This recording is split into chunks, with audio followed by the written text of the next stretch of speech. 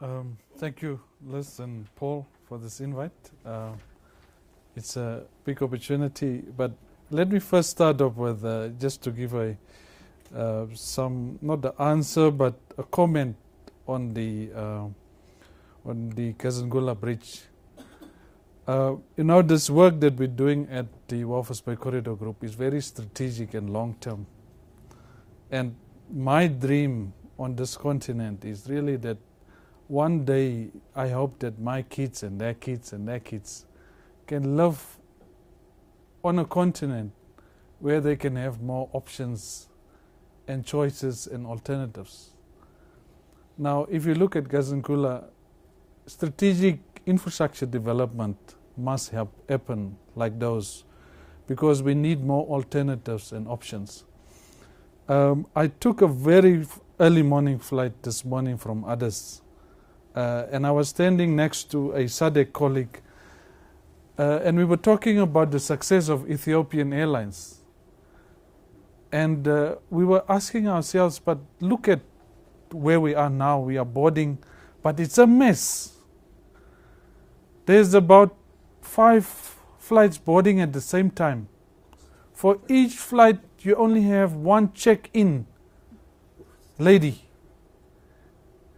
And just imagine, people get confused where they should go. There's no proper signage, but they are moving forward. Ethiopian Airlines, they're doing well, they're profitable, but why are they successful and some of the others on the continent not? They are one of the reasons that they're successful. They have a very strategic approach in terms of connecting to the rest of Africa and the rest of the world in terms of the global airline network. And they've started this some time ago. But in most cases on the continent, all of us who've been traveling on the continent, with some connections to some cities, you only have certain choices, or you don't have an option at all. And Ethiopian is providing that. So hopefully within the next 20, 30 years, with this big population that we're going to double up, there will be more airlines, more options and more alternatives. So Walvis Bay came into the picture 15 years ago as an alternative route, and look where we are now. So these alternatives must happen. It's a long answer or comment. But my presentation will really be about 2 things, about the corridor alliance that we've started on the continent, looking at continental development. And then secondly, I will do just sort of a briefing on Walvis Bay as a case study. So we started an initiative about over 3 years ago, discussions between the corridor institutions on the continent together with the United Nations Economic Commission of Africa, to say we need to look at the bigger picture in terms of how can we use the corridors really to boost intra-Africa trade, but then of course also trade otherwise. And focusing on the commitment to regional integration. We know that in some cases there's not a lot of trade between the neighbors, but our countries in Africa mostly get the goods from outside the continent. To promote more efficient transport and logistics services, I think from a Walvis Bay perspective, we have a lot of experience in that from where we're coming from. Building economics corridors to enhance value chain, and then also building stronger institutions. I think that's one of the big challenges that we have. And what we have done from Africa, and the abbreviation ACMA stands for Africa Corridor Management Alliance. So this alliance, it's still in the progress of we're busy building it up. We are hosting it for the interim as the Walvis Bay Corridor Group. So on behalf of all the corridor institutions on the continent, we've developed a strategy document as to sort of what pillars in terms of institutional framework should be developed, who should be part of this institution, and also what information do we need to share, and sort of projects, etc. So it's still in the making. But at the end of the day, we need to look at the sustainability of corridors and how this can add economic value on a continental level. Now, just for your information, for those of you who don't know, we have about 9 trans-African highways, some of them vertical and horizontal. They were already identified in the 50s. Now just imagine where we are now, 2017, 1950. They've already identified. So the strategy was already in place by then by the AU.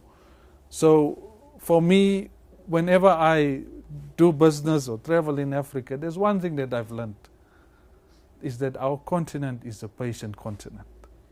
If you are not patient on this continent, you will get a heart attack very soon. And then you have to, if you don't have coverage, you saw how much it will be from TIC. So these are the challenges. But of course, it's good to see that there's progress in terms of some of these developments. And it's really about how do we connect our continent to the rest of the world? How do we make our continent more competitive? So it's for Southern Africa to focus on how do we make Southern Africa more competitive? How do we make East Africa more competitive? How do we make West Africa more competitive? And it's from that perspective that we are looking at the Africa Corridor Management Alliance, to focus on the different regions to eventually reach the continental improvement on efficiency. Now, if one looks at corridor transformation, when we started off, and in most cases, most of the corridors start off as transport corridors. So merely the movement of goods from one point, in most cases from a seaport to a landlocked country. Those are the transport corridors. And the primary purpose is really focusing on infrastructure development and then also focusing on trade facilitation. And then from there, moving to development corridors where there's a need for more investment and development, and then eventually moving to economic corridors where there's also then socio-economic benefits in terms of corridor development that takes place. So it's not just merely goods moving from one point to another point, but it's also looking at other infrastructure and opportunities that needs to be developed across the corridor. So it's good to see that in terms of the Gazangula project, that they are also looking at other projects for the local community as to how do they benefit from them.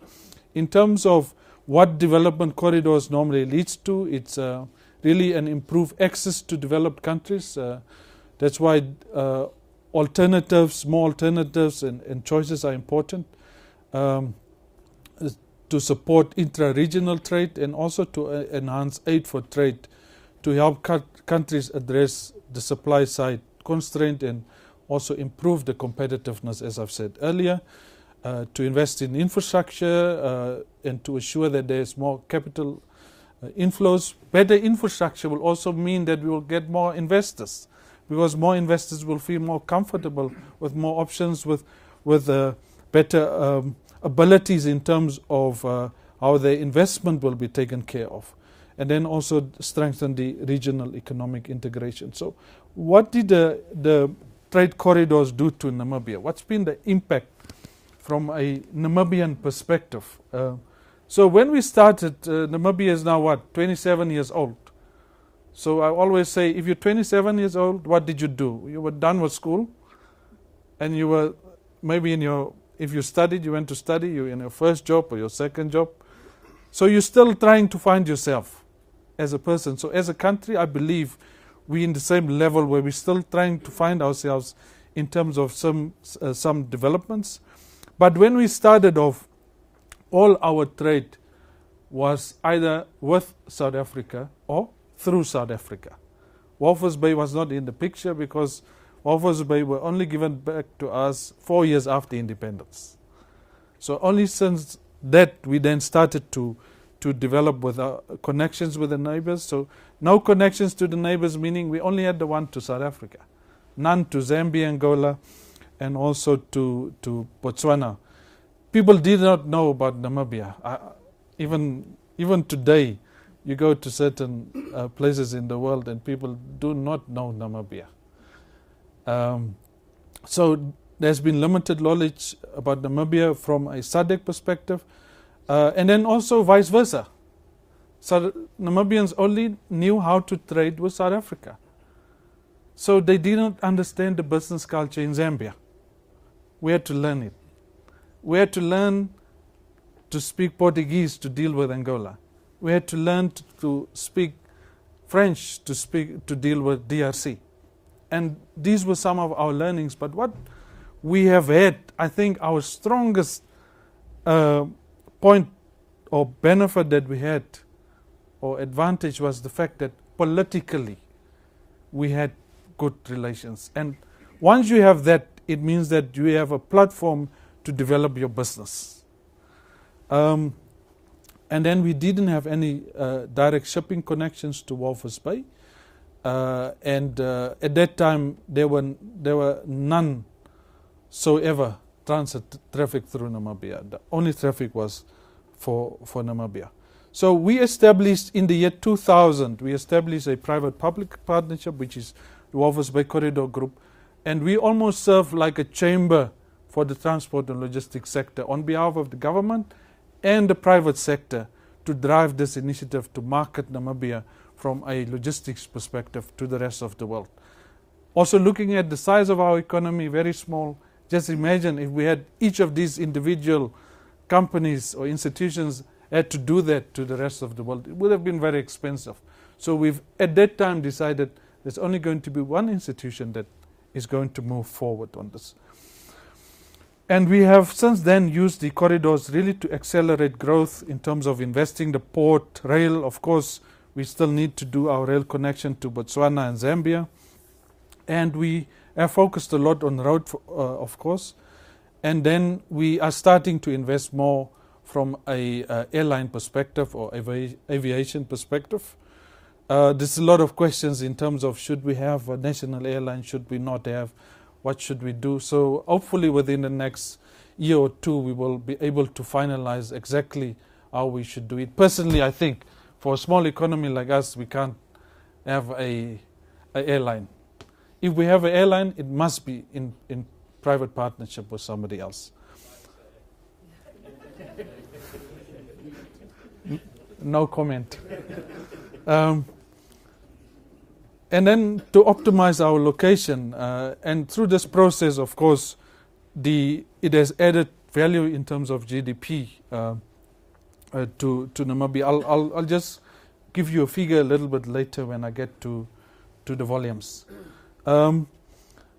So some of the challenges that we all know that we have from a regional perspective on transport and logistics, and I've only highlighted one because this one is a little bit different from what you usually have, is we had a challenge in terms of the capacity for logistics service providers on the route. Due to the fact that we have a small economy, it means mostly we only had access to Namibian transporters. But Namibian transporters also have their rules in terms of what they said they can do as these new business opportunities come up. So we had to get Zambian and Congolese service providers on the route to take care of the additional business opportunities that came in. Even to extent now, we still look for new service providers to add additional capacity for the business that we do have on hand. So that's one of the biggest challenges that we have. Now, what we have done, which has been also one of our key success factors, is the fact that we have started to develop private-public partnerships across the border. So we have signed the MOU with Zambia, DRC already in 2010, with South Africa and Botswana in 2003 to develop the Trans-Kalahari and the Walvis Bay, Nadola, Lubumbashi corridors. And through that process, you have all the stakeholders that's involved in transport and logistics from a government perspective and private sector perspective, where we meet on a regular basis. And through those discussions, we ensure that there's similar understanding, because you will never have the same understanding. And then also the focus on the objectives. What's the focus of the objectives in terms of for Namibia, and what is it that Congo will get out of it? What's it that Zambia or South Africa or Botswana will get out of that? And this process, how we have really done it, is really from the insurance at that time that there must be a clear, or there must be clarity in terms of what's the role of the public sector, private sector. What are they supposed to be doing in terms of moving the corridor forward? There must be common objectives. At the beginning it was a bit unsure.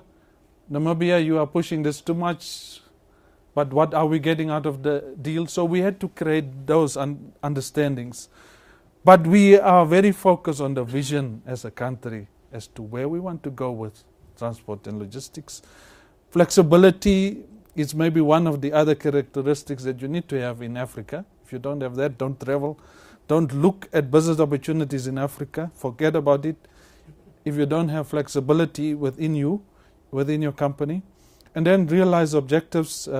Even if we move just one step, we see that we have moved forward.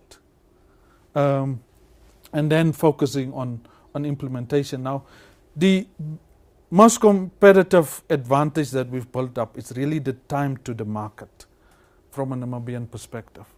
The fact that we can do the most distant market, which is for us Lilongwe and Lubumbashi, about 2,600 kilometers within 7 days. That's really the biggest competitive advantage that we've built up. In terms of how we have grown, just to tell you that I'm not talking nonsense only, I'm also talking other things, is that over the past few years we have really grown significantly. Last 2 years been a bit difficult with the Angolan economy, but our other corridors is really adding more value now. But just to put a figure to this corridor development has actually brought about R500 million to our transport and logistics service providers, to the economy, that we didn't have 10 years ago. So that's the significance of this initiative, what it has brought. And up to today, where we thought, let's try out this opportunity, we serve as an alternative for Angola, for Botswana, DRC, for Malawi. Malawi has actually grown quite a lot in terms of percentage-wise from our perspective. Gauteng, Zimbabwe, and then of course Zambia. But still, to a large extent, people do not understand the opportunity of Walvis Bay. That's why we need to have forums like this, and I'm thankful for this. Creating awareness, because the mindsets of people is probably the most dangerous thing that we have, because people don't like change. So it's important that people need to get information so that they can better understand what opportunities are there. So what's the future? 94, we were just a fishing port. So those years when we started, I was kicked out of many boardrooms here in Joburg, but we persisted that we are not just a fishing port, and to the extent that we have started a port expansion project in 2016, which will be completed beginning 2019, where our port will be able to handle about 1 million TEUs. We're doing about 370,000 per annum now. We don't know where it will be coming from, but it's there for the region, because we are already supplying to our need as a country. And it's a major strategic initiative or project that we are doing, but we are pushing for that. That's why the railway links to the neighboring countries are critical to us, so that we can work towards 2025, where we see Namibia as a logistics and distribution hub for Southern Africa. And this has been really incorporated into our national development plan, to the extent we have developed also a logistics master plan. We are doing phase 3 of that master plan at the moment, and therefore then to look at how we then need to market this. the way that we see project opportunities is really from a private-public partnership. Our government has established a private, a PPP unit within our Ministry of Finance. So they're actually looking for projects now which they can use so that we can develop it together. But in simple terms, we see for us to go bigger and better in terms of the various modes of transport, but also looking at the borders. You were talking about one-stop border posts. I think one thing that people sometimes forget, it is not about the one-stop border post as infrastructure. What is the most critical is the time that you spend at the border.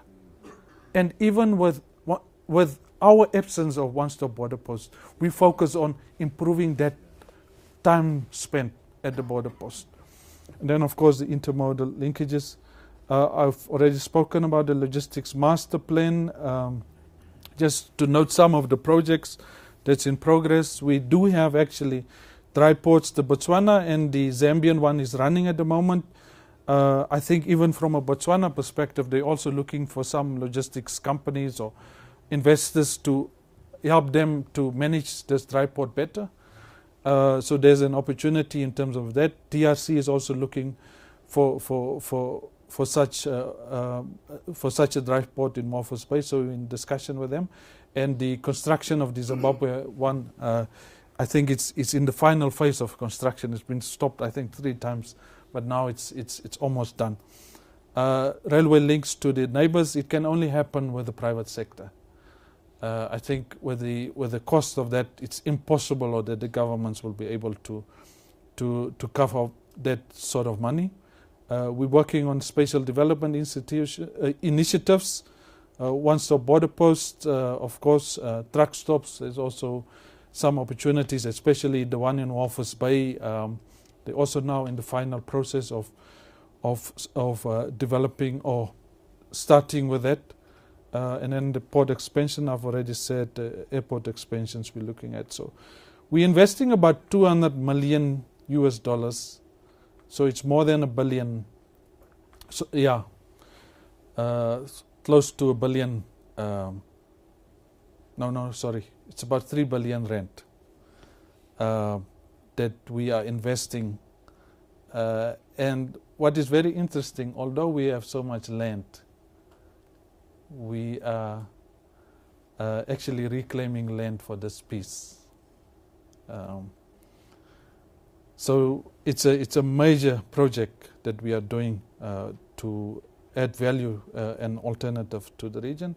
But apart from this, we are also building a Richards Bay. So we're building a bulk and a breakbulk port to the north of Walvis Bay. And this one will completely be private sector. The port will only be the landlord. The port will not invest in any infrastructure. The first phase is already in progress, which will be the oil facilities, and that is funded by government, but it will be managed by our national petroleum company, NEMCOR. So there's a lot of opportunities in terms of our Richards Bay that we are building. So just to give you a perspective on our success, how did we manage to get until here? So after independence, we did a transport master plan for the next 20 to 30 years. We had political commitment. We established a PPP. We developed the cross-border partnerships.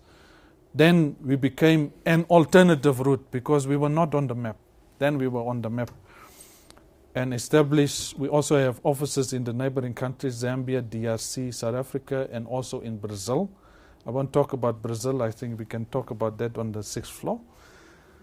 And then continuous development and maintenance of infrastructure is important. And then we saw the increase to the extent that we now got confidence that we can move further than just being an alternative route. We can develop ourselves into a logistics hub. So now it's about attracting the global players to Walvis Bay. And hopefully, as you will see there, just a desert in 99 Dubai, look where they were in 2013. Maybe we can be the Dubai for Africa. Thank you.